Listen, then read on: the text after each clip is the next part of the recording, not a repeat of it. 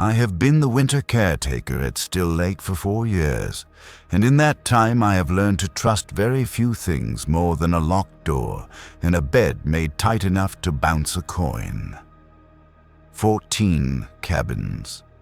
I closed them down in October, and I opened them in April, and then for the 5 months between I am the only living person along 6 miles of shoreline. I know the sound each door makes when it swells against its frame. I know which wood stoves draw clean and which ones sulk in a north wind. I took this job because I am good at being alone, and because it is honest work, and both of those things are true, and neither of them is the reason. The reason is Cabin 9. Cabin 9 has been booked every winter for the 4 years since my brother died. It is booked in his name, it is paid in cash, and I am the one who gets it ready. I want to tell this plainly, because grief makes liars out of careful people, and I have been careful my whole life. So I am going to give you the facts in the order I got them, and where I guessed, I will tell you I guessed. My brother's name was Danny. He was 5 years younger than me, and for most of our lives I let those 5 years mean that I was the one who got to leave.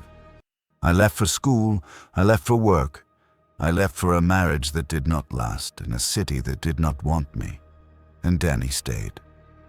Danny stayed in our hometown and looked after our mother through the long, bad end of her, the years when she stopped knowing what month it was and then stopped knowing him. He never once made me feel it. Every spring he would call and say the same thing. Come up to the lake this year. We rented Cabin 9 as kids, the whole family, 1 week every August, the best week of the year. And after our parents were gone, Danny kept renting it alone, 1 week every summer, like he was keeping a seat warm. Some Augusts the whole crowd came and we took both 8 and 9. The boys put in 8 and the grown-ups next door in 9. And after lights out, Danny and I would knock to each other through the shared wall in a code we made up until our mother banged the wall once hard, which meant sleep.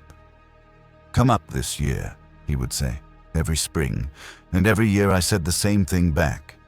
Next year, Danny. Next year for sure. I said next year for 11 years. I want you to sit with that number the way I have had to. 11 years of next year. Danny died on a Tuesday in the off-season of a heart that gave out at 41 with no warning any of us were paying attention to. He died in October, 3 weeks after I told him on the phone, only half listening, that next year I would really come. He was not on the mountain. He was not in any kind of danger I could have driven up and pulled him out of.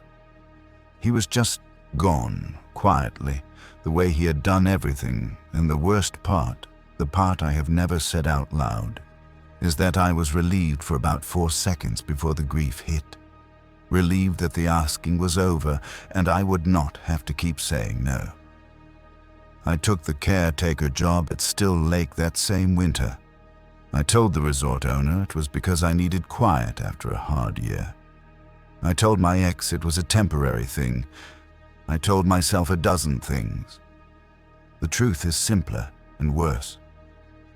I could not give my brother the next year I owed him, so I came to the one place he loved, and I made myself its keeper, the way he had made himself our mother's. And I decided I would look after Cabin 9 for the rest of my life. It was the only apology I had left, and the person it was for was in the ground. Now, the first winter.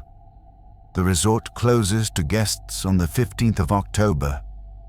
By December, there is nothing on the books because no one rents an unheated cabin on a frozen lake in the dark of the year. So when I found a booking slip for Cabin 9 in the drop box outside the locked office, dated for the 3rd week of January, I assumed it was old paper. A slip that had slid behind the desk years ago and worked its way loose. I almost threw it out.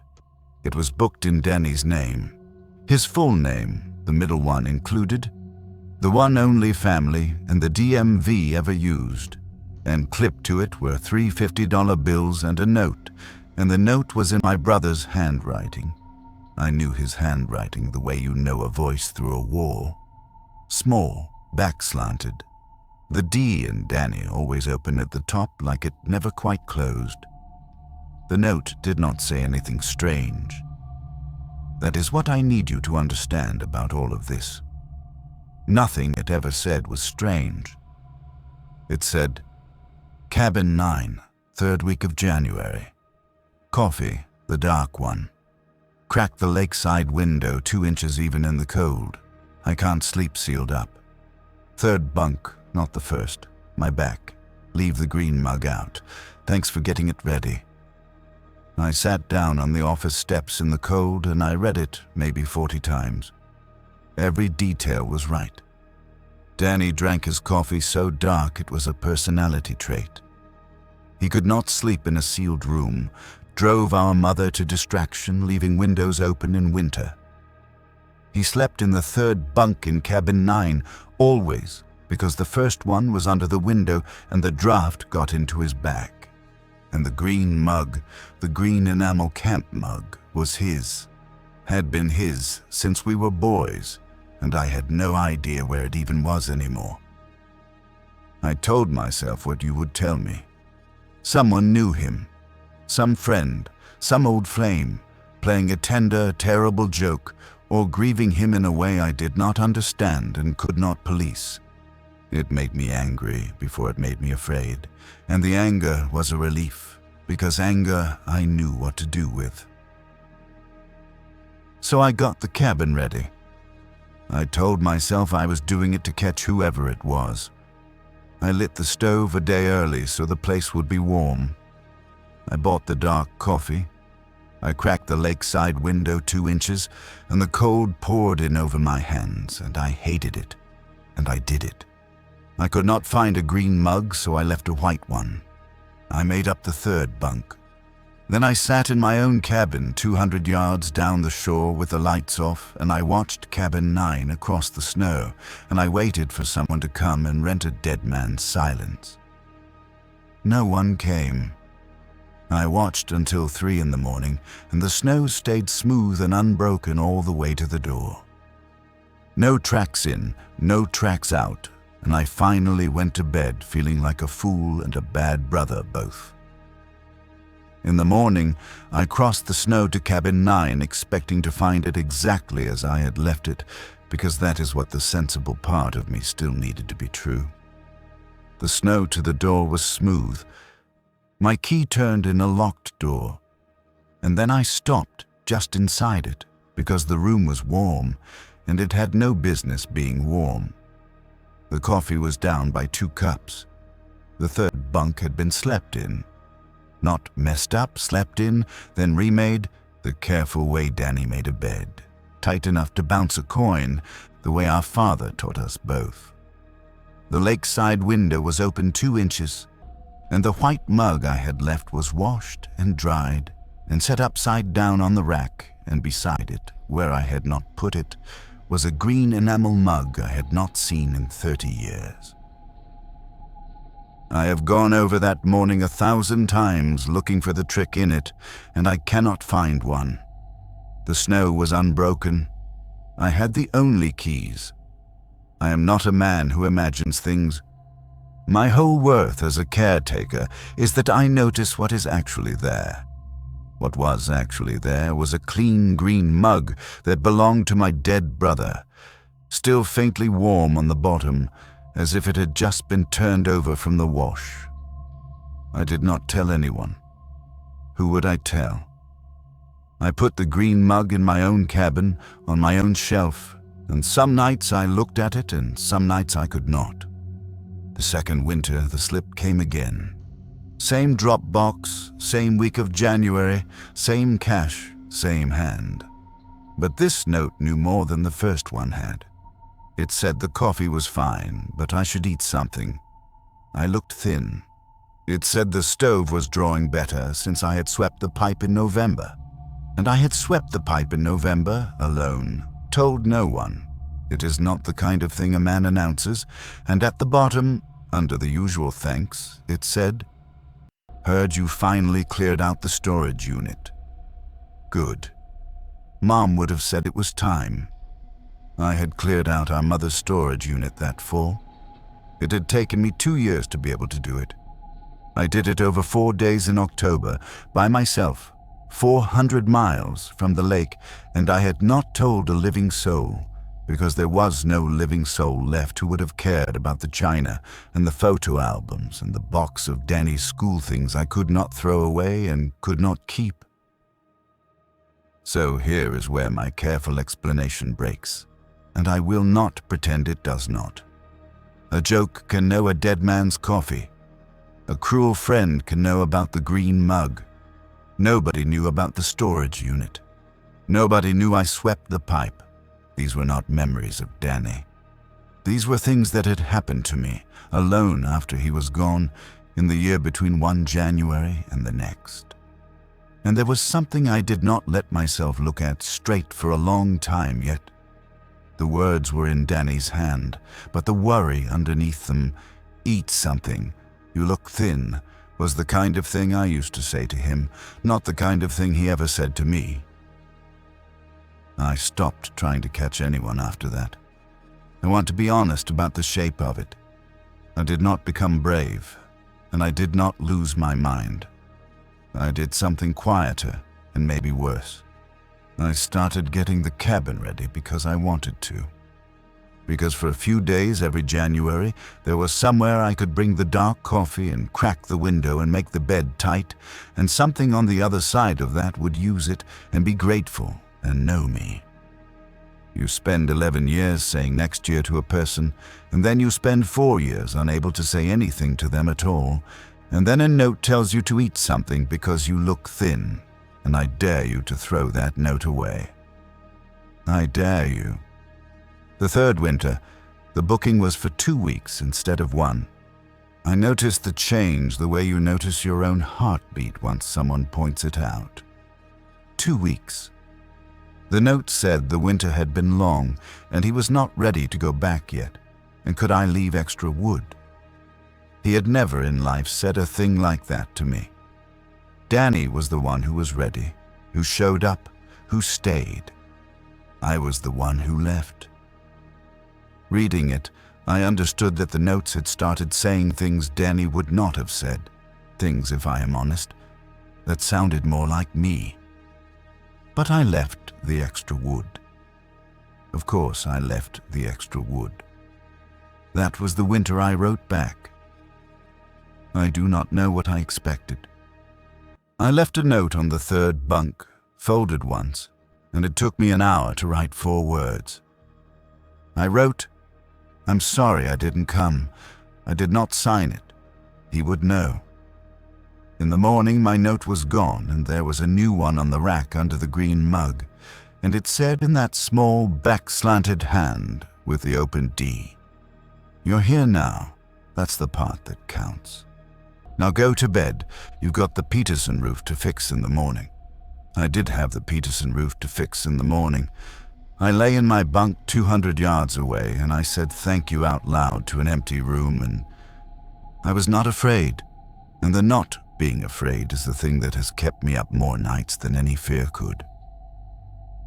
There was one night that third winter I still have not decided how to hold. I woke a little after 3 with the certainty you get sometimes in a house, you know, the certainty that something 2 rooms over has moved. Except there were no rooms 2 over. There was only my cabin and the lake, and 200 yards of snow in cabin 9. I stood at my window. The lakeside window of 9 was lit. Not the flat white of the moon on the glass, lit from within, the low amber of the oil lamp I keep on the shelf in there, the lamp I had not lit, the lamp that has no business burning in an empty locked cabin at 3 in the morning in January. I should have stayed at my own window. Instead, I put my boots on over bare feet, and I walked out across the snow, and the cold came up through me, and the snow between my cabin and 9 was smooth and blue and unbroken except for the line I was making in it as I went. When I got close, I could see through the frost on the glass, the way you can see through a breathed-on window as a boy, a shape at the little table. Shoulders. The set of a head bent over something, the exact way my brother sat when he was reading, one hand flat on the table, the other at his mouth. I have asked myself since whether I wanted to open that door or whether I could not stop myself, and the honest answer is that there is no difference between those two things when it is your brother at the table. I opened the door. The hinge made the sound it makes. The room was empty. The lamp was lit and the wick was warm. The chair at the table was pulled out and the seat of it was warm when I put my hand there. Warm the way a chair is warm when someone has just that second stood up from it, and the coffee in the green mug was full and steaming, and the lakeside window was open 2 inches, and the snow on the sill had not been touched, and there were no tracks in the room, no tracks to the door, no tracks anywhere on the whole white shore but mine. I sat down in the warm chair. I want that on the record. I did not run. I sat down in my brother's warmth. I drank his coffee, too dark, exactly the way he liked it, and I never could. I let the cold pour in over the sill, and I stayed until the lamp burned itself down. Then I walked home in my own single line of tracks with the empty mug in my hand, and I washed it and dried it and set it upside down on my own rack. That was the first time I did for him the thing the notes always thanked me for. Every April, the owner, a decent tired man named Jerry, who lives in town and trusts me because I have never given him a reason not to, comes out to walk the property before the season, and every April he stands in cabin 9 and frowns at the wood box and says some version of the same thing. You burn a lot of wood in here over the winter. Keeping the pipes from freezing, I tell him, which is true of the other cabins and a lie about this one, and he nods, because it is the kind of small sense that stops a man from asking the next question. He has never seen the green mug. I take it back to my shelf before he comes.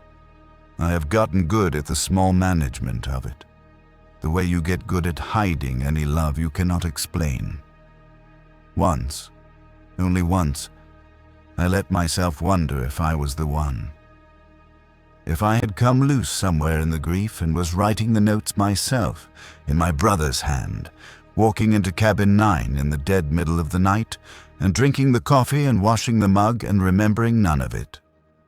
I am a practical man. I considered it seriously. So the 3rd spring, I did a practical thing. I bought a little battery camera, the kind hunters use, and I screwed it to the pine across from cabin 9's door, pointed at the only way in. The camera worked fine for the other cabins. I checked it against my own comings and goings, and it caught me every time, time-stamped, honest. But over cabin 9 it went dark every night between 2 and 4 in the morning. The battery reading full before and full after. Just a black gap in the record where the coldest part of the night should have been. Outside those hours, the footage showed exactly what my eyes showed. Smooth snow, a closed door, no one in, no one out, and in the morning, the coffee down, the bunk slept in and remade, the window open 2 inches on a room no one had entered. So it is not me. I know that the way I know the doors.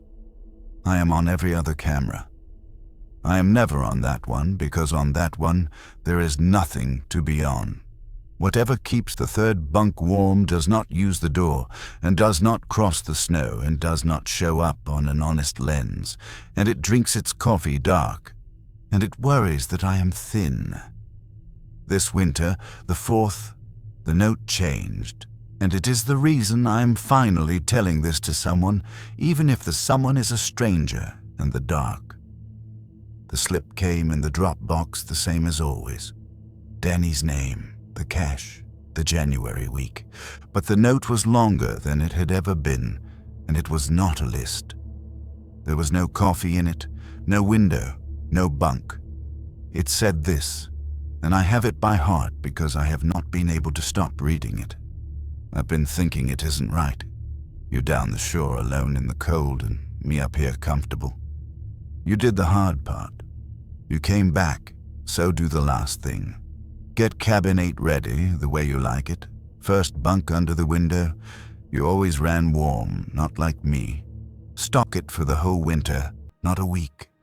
Bring the green mug over when you're ready. You kept saying next year.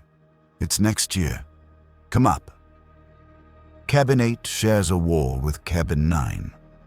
They are the 2 closest cabins on the property, the 2 the family took together in the big years, and I had not let myself think about the wall between them or the code we knocked through it in 40 years. The note did not mention the wall.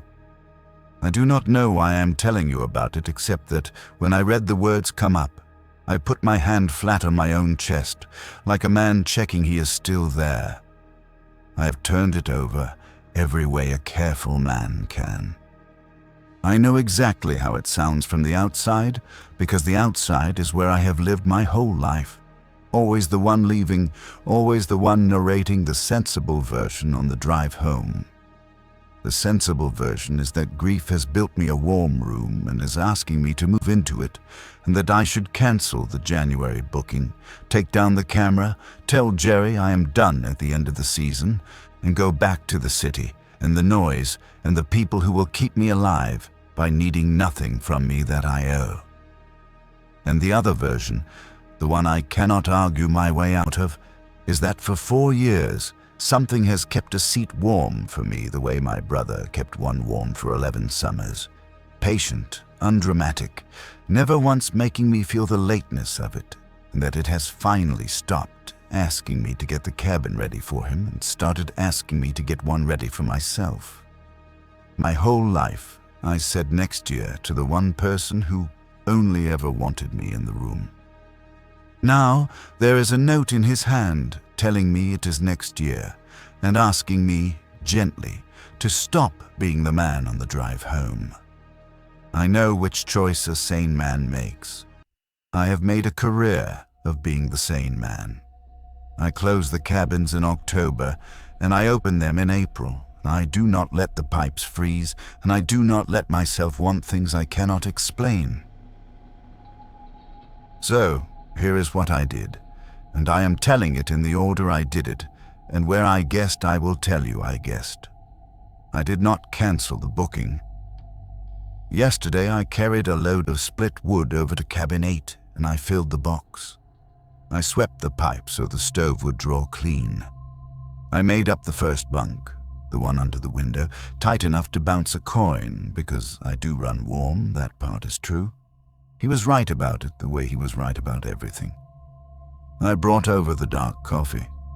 I brought over the green mug and set it on the rack next to a white one, the way you set out 2 of anything when you are expecting not to be alone. And then I sat down at the little table in cabin 8 with a booking slip from the box of old paper in the office, and I filled it out for the whole winter in my own name, and I clipped 3 $50 bills to it, and I wrote a note for whoever gets these cabins ready after I am done getting them ready. I told them the stove draws clean now. I told them to crack the lakeside window 2 inches even in the cold. I told them thanks for getting it ready. I read it back before I folded it, and the hand it was written in was small and back slanted, and the 1 D in it had not quite closed at the top. For 4 winters I had told myself the notes sounded like me. I had it backward. It was my writing that looked like his, and I could not say when it had started or in which direction the change had run. I do not know what that means. I have decided to stop needing to know. That is the part that would frighten the man I used to be, and he is not here anymore. He is out on the drive home, narrating, and I have let him go on without me. Tonight I am going to sleep in cabin 8 for the first time, under the window, with the wall of cabin 9 a hand's width from my head. If I wake in the night, I think I'm going to knock on it once, The old code. The way we did when we were boys and the summer was long, and neither of us had learned yet how to say next year. And I will tell you the one thing I keep coming back to, the thing I cannot make sensible, the thing I am choosing anyway. For 4 years, the notes thanked me for getting the cabin ready. Every single one. Thanks for getting it ready. I never once wondered why a man would keep thanking his brother for a room until this winter, sitting in cabin 8 with the wood in the box and the window cracked and 2 mugs on the rack, when it came to me that I had spent 4 years certain I was the one getting the cabins ready, and I am no longer sure which of us has been keeping the other's seat warm, or which one of us is already up here, or which one of us the last note was really for.